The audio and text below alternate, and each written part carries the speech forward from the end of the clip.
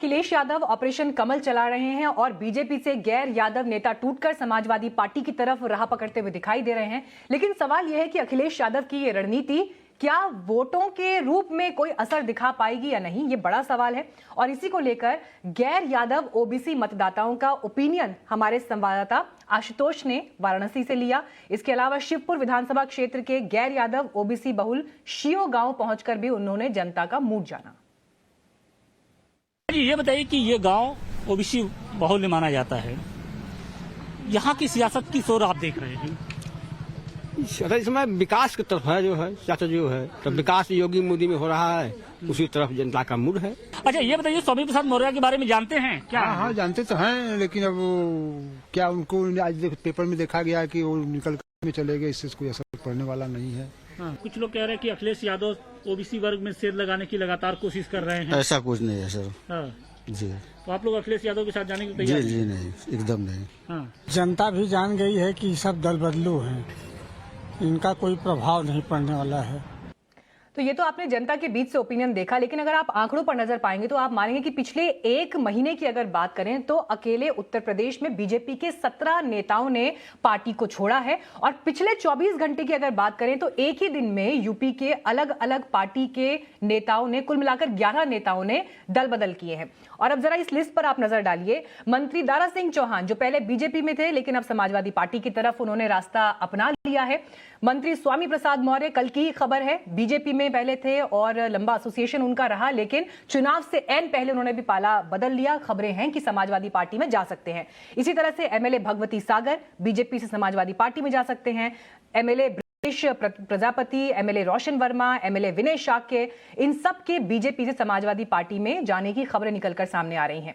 और सिर्फ बीजेपी से ऐसा नहीं हो रहा, कांग्रेस से देखिए, इमरान मसूद विधायक समाजवादी पार्टी की तरफ रुख कर लिया और उनका यह कहना है कि कांग्रेस पार्टी में सब ठीक था उनके हिसाब से, लेकिन उन्हें लग रहा है कि जनता का मूड इस बार अखिलेश यादव के लिए, इसलिए उन्होंने पाला बदल लिया और बड़े गर्व के साथ वो इस बात का ऐलान सार्वजनिक मंच से कर रहे हैं।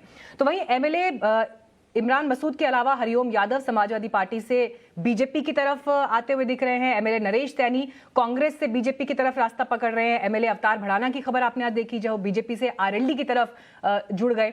तो सवाल यह है कि चुनावी मौसम में जिस तरह से दल बदलने वाली ये सोच दिखाई दे रही है, इसका मकसद जनता के हितों से जुड़ना है या फिर सिर्फ और सिर्फ अपना हित साधना है?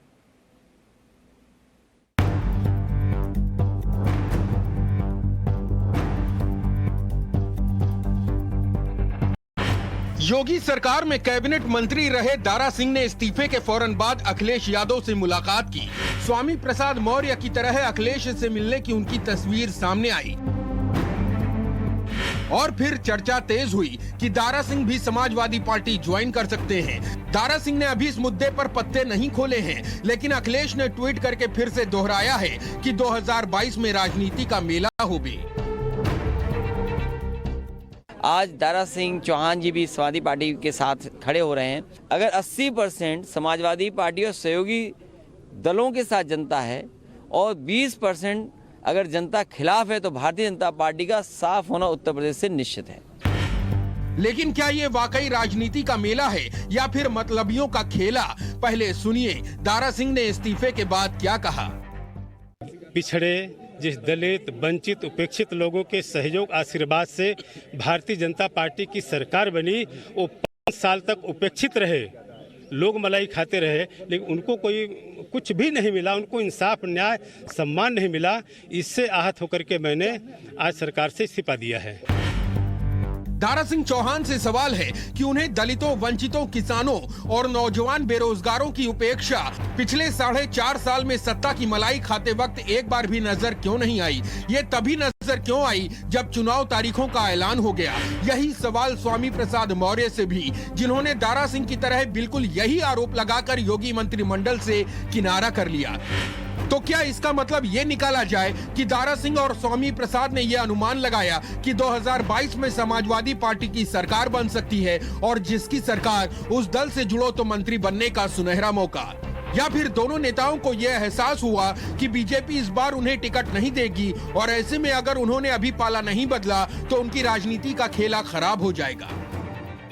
क्योंकि एक दिन पहले सूत्रों से एक खबर आ चुकी थी कि इस बार पार्टी 43 से अधिक ऐसे मौजूदा विधायकों का टिकट काट सकती है जिनके क्षेत्र में एंटी इनकम्बेंसी का खतरा है, और कहा यह भी जा रहा है कि बीजेपी के ये बागी नेता इस फहरिस्त में शामिल हैं। तो अगर ऐसा है तो फिर ये क्यों न माना जाए कि इन नेताओं पर लग रहे मौका परस्ती के आरोप ही सच्चे हैं, बाकी सारी बातें बेमानी हैं। वैसे यही सवाल पश्चिमी यूपी में कांग्रेस का बड़ा चेहरा रहे इमरान मसूद के पाला बदलने को लेकर भी उठ रहा है, जो खुद कह चुके हैं कि वो समाजवादी पार्टी में इसलिए जा रहे हैं क्योंकि उन्हें कांग्रेस की तरफ से बीजेपी को कोई खास चुनौती मिलती नहीं दिख रही है। प्रियंका जी बहुत बड़ी नेता है और बहुत अच्छे व्यक्तित्व की मालिक है और उनका बहुत एहसान है मुझ पे, उन्होंने मुझे बहुत दिया है, लेकिन मजबूरी है, उत्तर प्रदेश के हालात ने मुझे मजबूर कर दिया। मतलब ये कि इमरान मसूद अगर कांग्रेस में रहते हुए भी चुनाव जीत जाते तो उनकी हैसियत सिर्फ एक विधायक की ही रहती, जबकि इसके उलट अगर समाजवादी पार्टी की सरकार बन जाती है तो इमरान मसूद को उस सरकार में मलाईदार कुर्सी भी मिल सकती है। यानी दल बदलुओं के इस खेल का मतलब साफ है कि सारा चक्कर सिर्फ कुर्सी का है, टिकट पाने की चाहत का है, और ऐसे में नैतिकता और विचारधारा की बातें नकली हैं, झूठी हैं। लखनऊ से आदर्श सिंह के साथ bureau report, times now, Navbharat. लेकिन कहानी सिर्फ उत्तर प्रदेश तक सीमित नहीं है। मैं अब आपको कुछ आंकड़े दिखाने वाली हूं जब आप समझ पाएंगे कि चुनावी राज्य गोवा और पंजाब की स्थिति भी कमोबेश ऐसी ही दिखाई देती है। जरा गोवा के आंकड़ों पर नजर डालिए, क्योंकि गोवा में जिस तरह से मंत्री माइकल लोबो बीजेपी का साथ छोड़कर कांग्रेस की तरफ चल दिए, इसने बीजेपी को एक जबरदस्त झटका एन चुनाव से पहले दिया है। तो वहीं विधायक प्रवीण जाटे, पूर्व विधायक कार्लोस अल्मोडा, ये भी बीजेपी से कांग्रेस की तरफ निकले हैं। तो विधायक अलीना सल्दन्हा बीजेपी से आम आदमी पार्टी की तरफ रुख कर चुकी हैं। अब दूसरी तरफ पंजाब का हाल देखिए। पंजाब में जो परिस्थिति इस वक्त दिखाई देती है, कांग्रेस को 3 बड़े झटके लगे।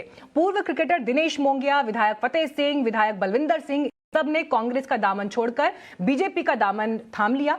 तो वहीं श्रोमणी अकाली दल से गुरतेज सिंह बीजेपी में जहां पहुंचे, और ऐसे ही आम आदमी पार्टी में भी जो सेन लगी है उसमें 4 विधायक जगतार जग्गा, सुखपाल सिंह खैरा, पिरमल सिंह खालसा, जगदेव सिंह कमालू, ये सब आम आदमी पार्टी छोड़कर कांग्रेस की तरफ चले गए। दल बदल की जो परिस्थिति एन चुनाव से पहले दिखाई दे रही है, इसे लेकर हमने राजनीतिक विश्लेषक शांतनु गुप्ता से भी सवाल पूछा। आप सुनिए उनका ओपिनियन।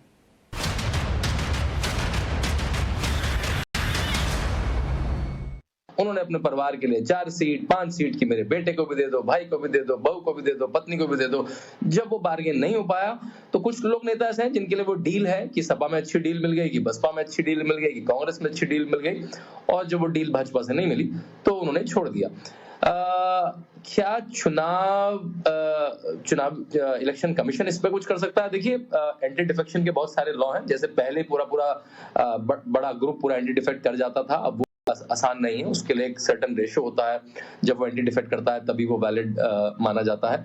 अगर आप पार्टी छोड़ देते हैं या खुद एमएलए पद से रिजाइन कर देते हैं तो कैसे ही एमएलए पद चला जाता है, या पार्टी आपको निकाल देती है, तब अलग बात है।